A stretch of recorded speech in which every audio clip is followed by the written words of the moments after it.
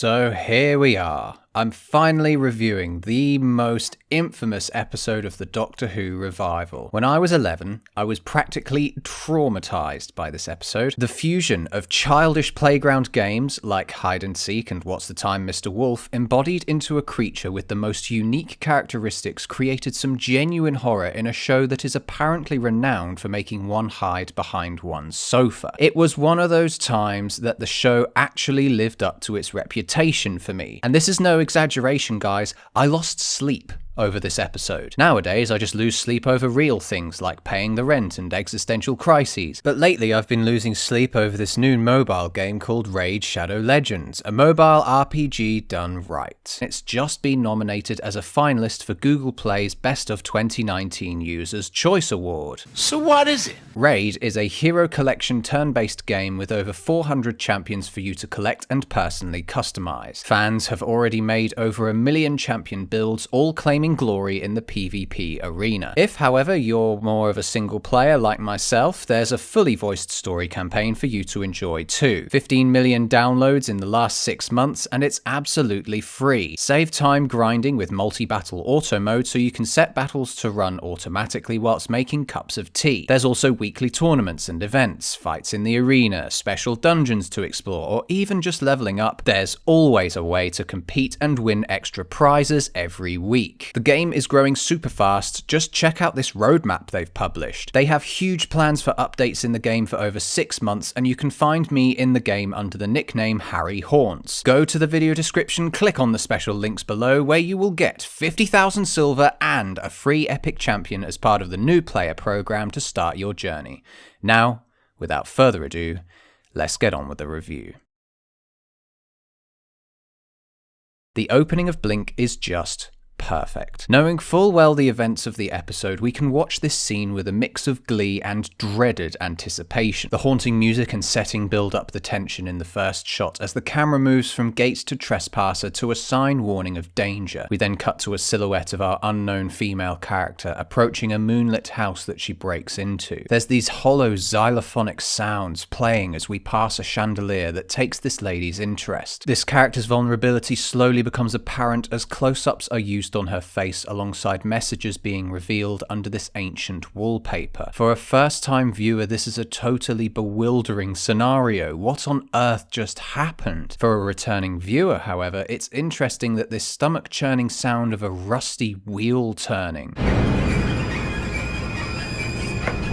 appears to indicate two things. Firstly, the presence of the angel, but secondly, that Sally is now trapped in this time-travelling, mind-bending, wibbly-wobbly, timey-wimey cycle of events that will take place over the next 40 minutes or so. It's incredible to think this whole episode was adapted from a short story Stephen Moffat wrote from the Doctor Who annual in 2006 titled What I Did on My Christmas Holidays by Sally Sparrow. Instead of a harmless little girl that helped the Doctor by doing her homework, though, it has now transformed into a terrifying story of an adult that would shake viewers to the core. The scene that follows the title sequence is pure magic. We presume from the offset that Sally is entering her own house. That is, until she's awoken her best friend Kathy to tell her she's a bit freaked and has made some coffee downstairs in her kitchen. We see recordings of the Doctor on a bunch of screens, reciting the most important lines of the story that will aid Sally in her survival. Even this throws a spanner in the works, though, considering Sally can't connect this face to the name on the wallpaper at this time, but we, the audience, can, so it's super strange to watch. It was great seeing this motif of the Doctor's advisory recordings continuing from the previous 2 episodes, considering I watched all 3 back to back when prepping for these reviews. When asked about the TVs, Kathy simply sighs with, "Oh God." We then hear a toilet flush followed by another, "Oh God," which was certainly a great way to introduce the third person in the house, Kathy's brother Larry. He gets the introduction of a lifetime as this sleepy nerd that sleeps in the nude, which was rather hilarious. Then the more pressing matter of the abandoned house is addressed as these 2 friends re-enter it during daylight hours. Here we get a feel for Sally as this intelligent, melancholy and plucky character ready to find out more about what's happening to her. We get another awesome usage of silhouettes when a strange man comes to the door of this abandoned house. I really love this reaction shot of Sally with the clock in the background, time evidently played plays a key factor in this story. The backgrounds of certain shots in this episode are rather intriguing, as the angels hold a place in them continuously,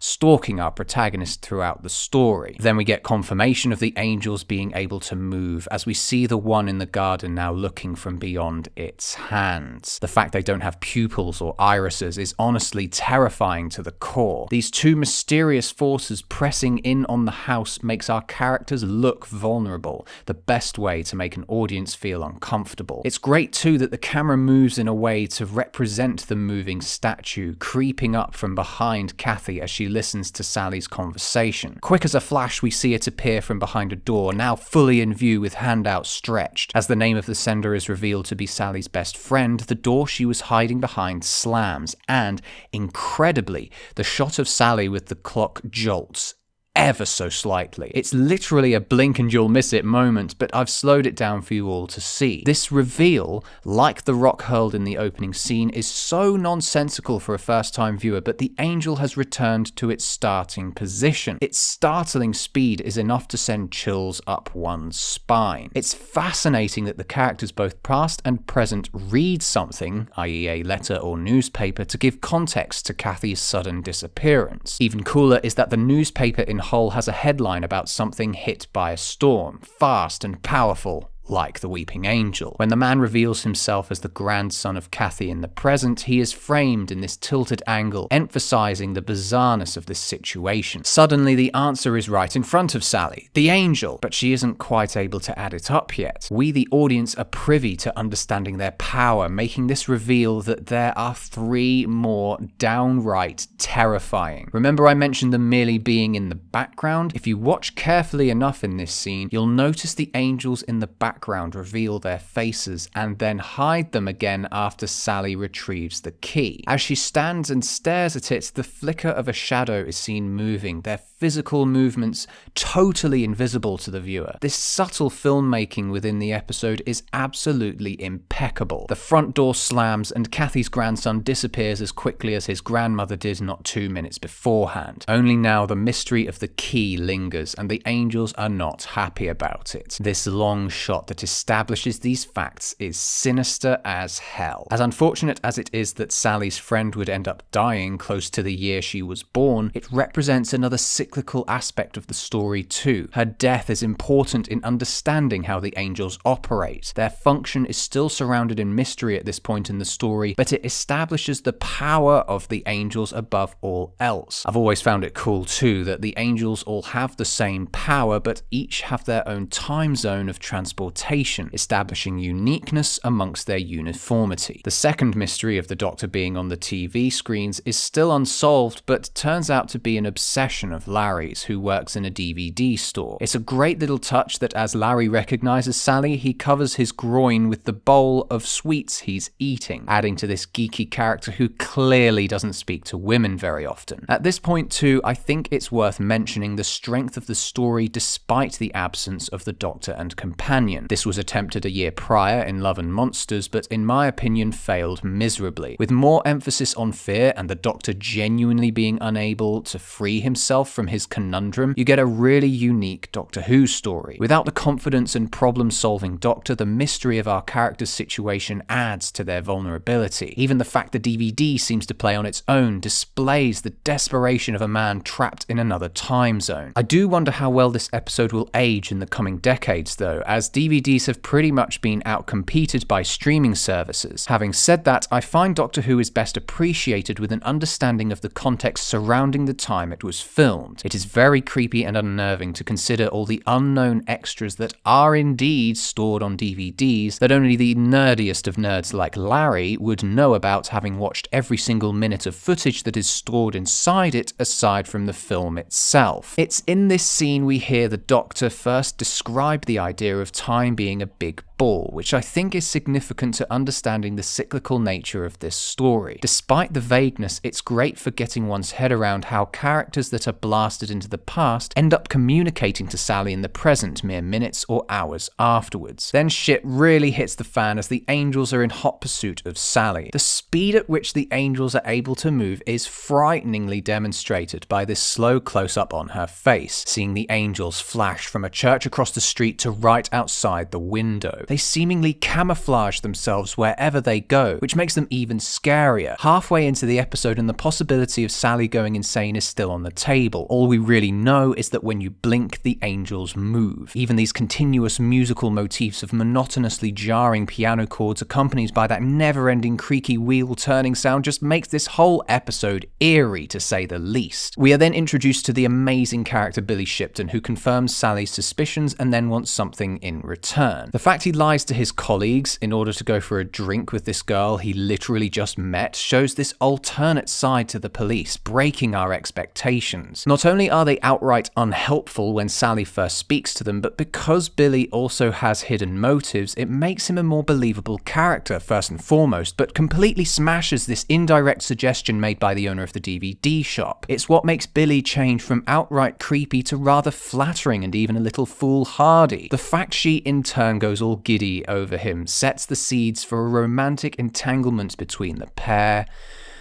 But this dream is also smashed shortly afterwards as the angels return in terrifying fashion. There's this woodwind instrument, maybe a clarinet in the score, playing beneath it all, mixing the scariness with sadness, because as soon as the camera zooms in on Billy's face, we know his fate is set. Following this, the Doctor merely confirms the viewer's suspicions of what the angels are and fills in a plot hole with his timey-wimey detector. It's fairly clear from the Doctor's dialogue that Moffat just needed an excuse for him to be able to find Billy so he could make the DVDs, and thus the device that goes ding when there's stuff was born. There's definitely a level of self-awareness from the writer here that I really appreciate too. Time travel is such an abstract concept in itself that when you write about it, you begin to go into realms of thought best left to philosophy students. Thus why this scene is so thoroughly amusing despite being rather pointless. Back in the present, we get the most crushingly emotional scene in the hospital. I love how the sun is seemingly shining outside, yet the rain is still pouring, creating this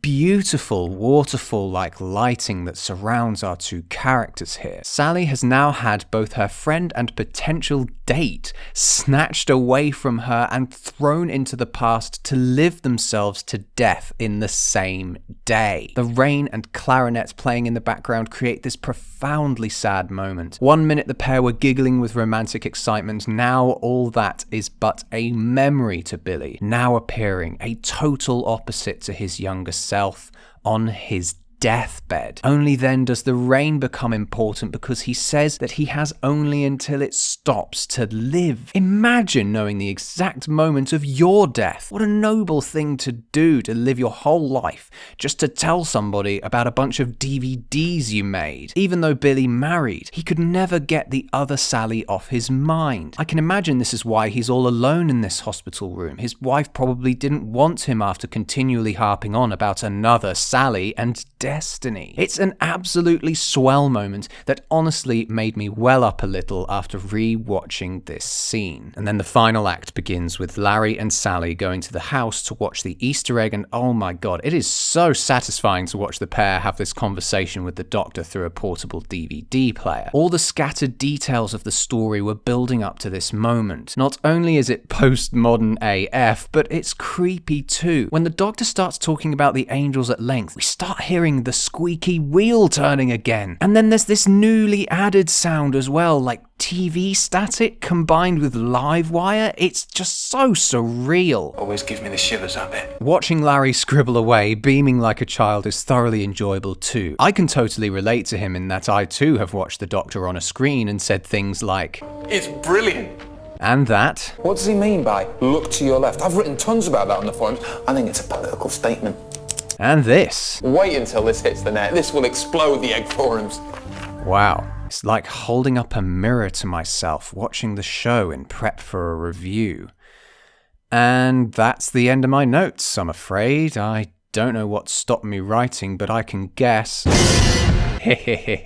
This bit gets me every time, despite knowing it's coming. The angel takes up a huge portion of the frame when we see it from behind as well, forcing our characters into a desperate situation. One would think you could just try repeatedly winking at it, but if you yourself attempt that enough times, you find yourself wanting to blink all the more just to refocus. Now, the most cowardly character of the episode is tasked with standing still and staring, begging for Sally to give the angels the key. We hear this ominous reversed solo piano playing, our protagonists getting ever closer to being thrown backwards in time, and then BAM! Another jump scare. You idiot, Larry. The music then starts accelerating. The horrifying face of the angel meeting the slow zoom towards Larry's is incredibly tense. Oh, the composition of shots and sound design is nothing short of perfection in this scene. As they reach the cellar, the eerie music heard right at the start of the episode starts to play again. This is where it all began and where it ends. It seems easy enough though. The two characters can blink now too. Oh, you think they're gonna get off that lightly, huh?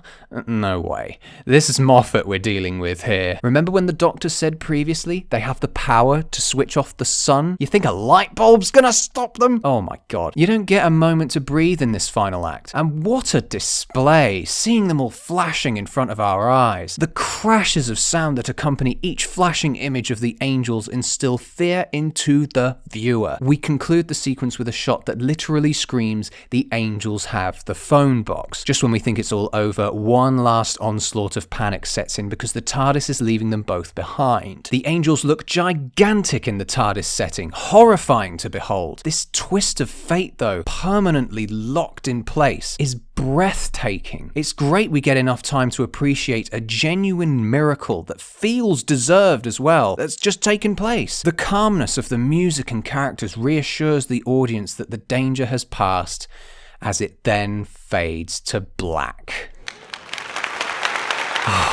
The epilogue is truly wonderful too. We're all happy the danger is over, but there are still loose ends that need to be tied up. Thankfully, the Doctor comes along seemingly out of nowhere so Sally can close her own time loop. The scene begins with the pair establishing they are unable to love each other, and then the relationship deal is sealed after Sally can finally let go of her burden. We then see this disturbing montage of statues that have the potential to be weeping angels, intercut with the Doctor's famous blink monologue. The insinuation is perfectly constructed, firstly by putting the onus on the viewer to keep our eyes on statues, and secondly making the possibility of a Blink sequel an inevitability. Strangely too, it would be about a year after this episode aired that Moffat was confirmed to be the next showrunner to replace Russell T Davies, making this line here possibly the strangest one of all. Things don't always happen to be in quite the right order. It gets a bit confusing at times, especially at weddings. I'm rubbish at weddings, especially my own.